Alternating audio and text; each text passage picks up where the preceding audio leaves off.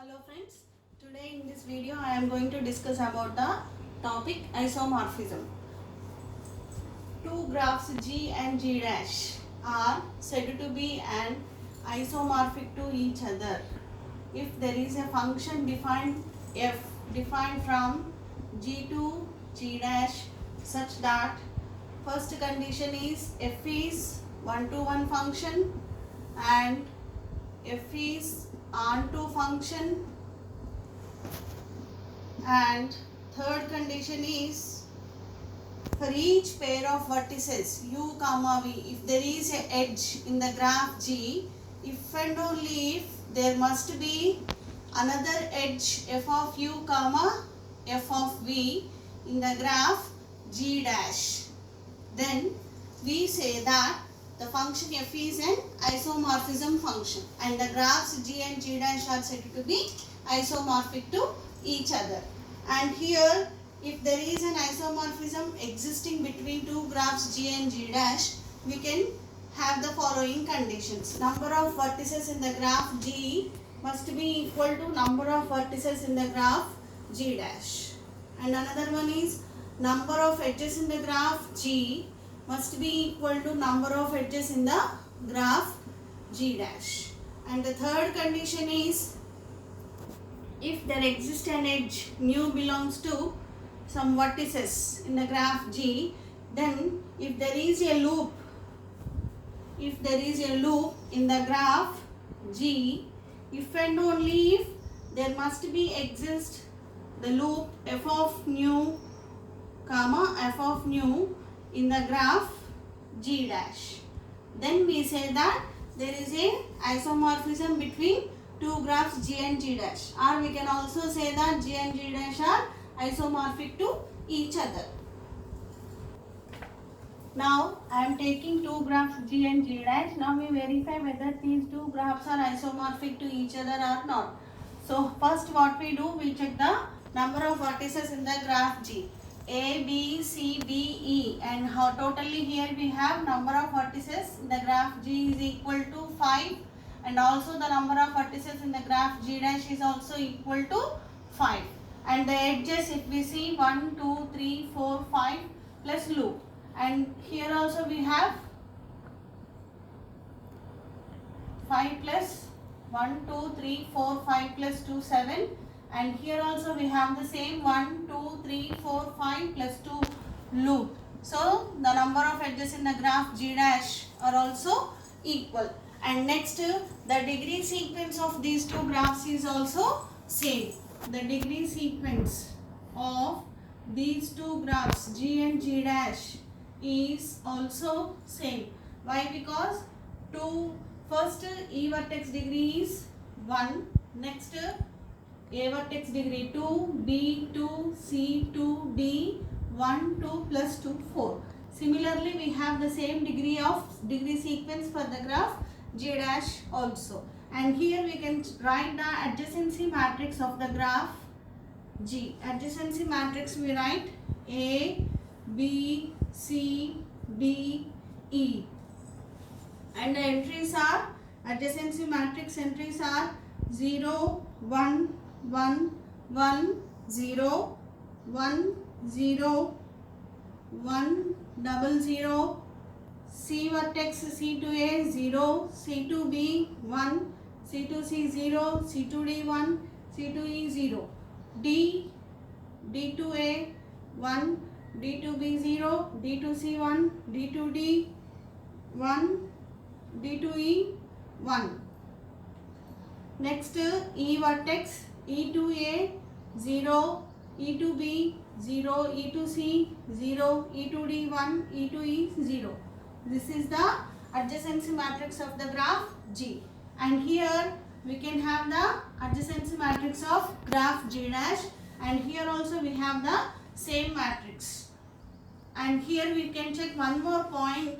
If you map vertices from one graph to other graph, the mapping will be like this. Here for the vertex f of A is nothing but equal to C dash, f of B is nothing but equal to the corresponding position, here it is B dash, f of C is equal to A dash, and f of d is equal to d dash. Here the loop vertex is d, and in the graph g dash the loop vertex is d dash, and the pendant vertex f of e is equal to e dash. So from all these points we can observe that the number of vertices of two graphs is same, number of edges is same, degree sequence is same, adjacency matrix of two graphs g and g dash are same, and the function f is one-to-one mapping and onto. So therefore we can say that the graphs g and g dash are isomorphic to each other.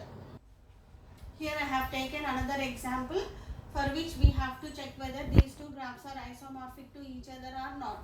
If you observe here, in the graph G and in the graph G dash, the number of vertices are 8, which is same, and the number of edges here in both the graphs we have 11, and the degree sequence of the two graphs is also same, 2, 2, 2, 3, 3, 3, 3, 4. This is the degree sequence of these two graphs, but still these two graphs are not isomorphic to each other. Why? Because the vertex of degree 2h is adjacent to, in the graph G, it is adjacent to the vertices of degree 3. Here if we observe clearly, E is a vertex of degree 3 and G is also a vertex of degree 3. So therefore here H is a vertex of degree 2 which is adjacent to the vertices of degree 3, and whereas in the graph G dash, if you observe here, the vertex of degree 2 H dash is adjacent to the vertices of, what is that, for one vertex E dash which is of degree 3, and for another vertex if you observe here, this is a degree of 2. This is one point. Two the graph are not isomorphic to each other, and here we can say on one more condition, in the graph G dash we have two vertices of degree 2 are adjacent to each other, whereas in the graph G no two vertices of degree 2 are adjacent. So therefore we can say that these two graphs are not isomorphic to each other, even if the number of vertices and the number of edges, degree sequence, even if all these three conditions are satisfied, still these 2 points are different. Therefore the two graphs are said to be not isomorphic to each other. Next I am going to tell you about the types of graphs. Here if you see, this is an example of a cycle graph. Cycle graph means all the vertices are connected in a path. Then we call it is a cycle graph. Next, if you remove any edge in the cycle graph, the resulting graph is called as by the name path graph. Next we have wheel graph. This wheel graph is connected by a vertex and we call this as a hub. If all the vertices are connected to this hub, then we call this is a wheel graph. If you see, this is an example of 4 vertices and it is an example of 5 vertices, and here we call this as a hub. Okay. Next here we have definition of bipartite graph. Bipartite graph. A graph is said to be a bipartite graph if there exists two sets M and N, and M union N is equal to the set of vertices, M intersection N will be equal to 5. Then we call such set graph as a bipartite graph. Here this is an example for bipartite graph. If you see here, M is equal to, we have the vertices V1, V2, V3, V4, and N is equal to the vertex V5. If you see here, between any of these vertices in the set M, there does not exist any edge, whereas there is an edge from each vertex to the vertex in the set N. Then we call such type of graphs as a bipartite graph. And next here we have, this is a definition of complete bipartite graph. Complete bipartite graph. Here again we have totally 6 vertices in the graph, and M is equal to the set V1, V2, V3, and N is equal to the set V4, V5, V6. The difference here for bipartite and complete bipartite graph is from each vertex V1 to all other vertices in the graph in the set N, there must be existing an edge, whereas here that is not the necessary condition. Okay, and similarly if you observe here in the set M, we have another vertex V2.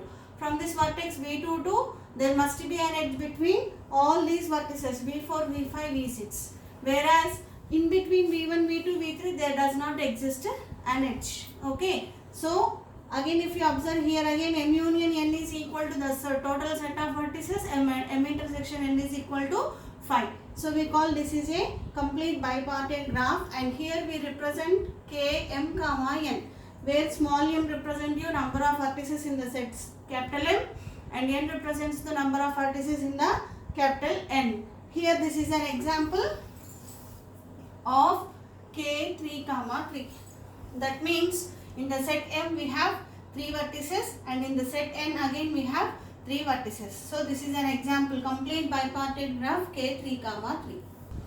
Now I am going to give you a simple problem. Is K3 a bipartite graph? Kn is a complete graph, already we know about that.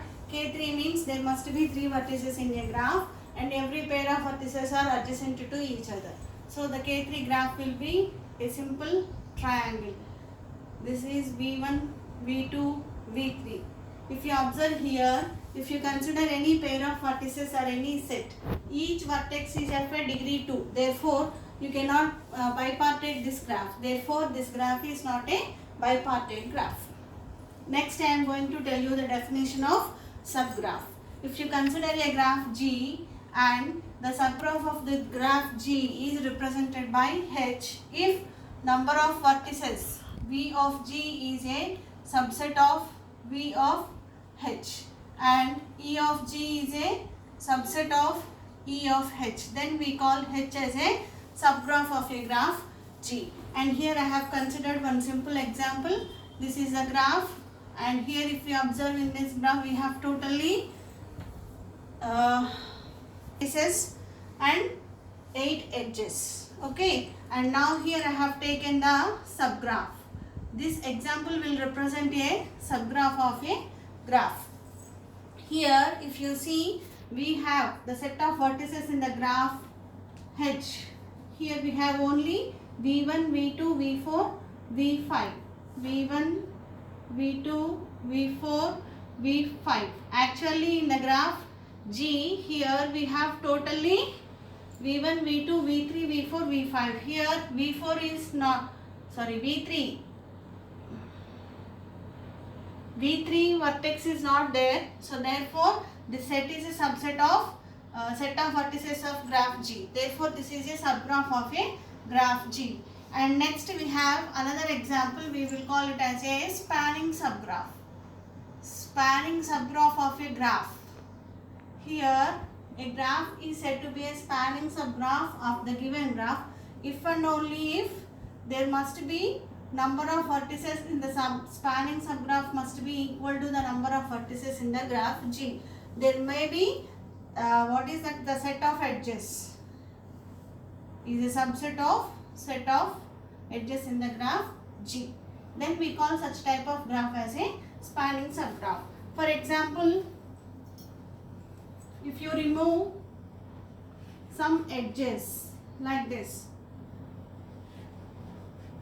and now this is called as a spanning subgraph. The number of vertices have not changed, only we have removed few edges. So therefore this example, this graph is called as a spanning subgraph of the original graph. And here I have taken another example, the last graph. If you observe here clearly, the number of vertices are same with the original example. But whereas if you observe here, there is no edge. From the vertex V1 to V5 in the original graph we have no edge. But here I have given one edge connecting the vertices V1 and V5. Therefore we can call this is not a subgraph.